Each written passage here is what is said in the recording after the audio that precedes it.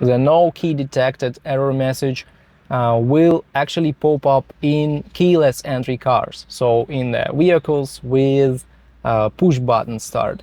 And when you see this message, you may be sure that the problem is with the key fob, maybe with the key fob battery. So your car will not understand the correct key is in your vehicle, and then it will throw this message, no key detected. Usually any Nissan car can do that, Nissan and Infiniti.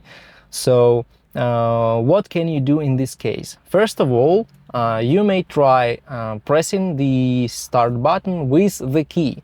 There is the chip in the key that will work even without any battery if you just locate it near the engine start button.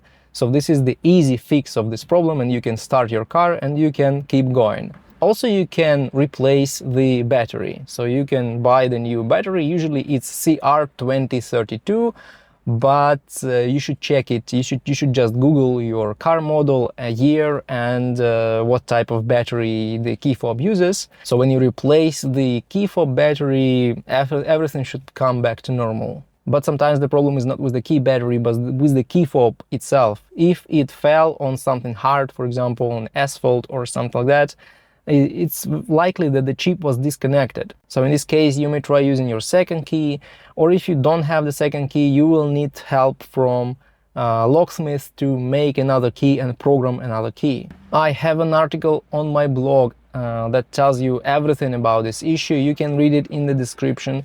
And in this video, I will just shortly tell you about some issues that can trigger the no key detected message.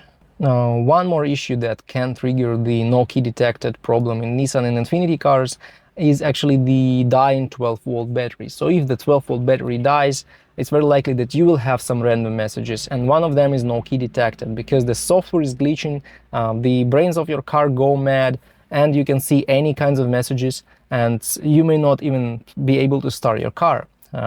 Check your battery, check that it's 12.5 volts and over, and that its voltage doesn't drop very much when you're starting the car.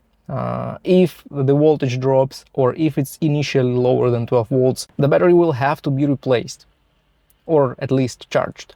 Then sometimes, very rarely, but sometimes this can be that when you are located in the area with a lot of radio waves, for example, there is some radio station near you, your car may not detect the key because of these waves that don't let it see the waves of the key fob. In this case, you may just use this method of pressing the start button with the key fob, and after some time it should be okay. If it doesn't fix, you may need to go to the dealership and check what's wrong. And the last issue is probably the malfunction in the anti-theft system. So anti-theft is activated and your Nissan doesn't want to start.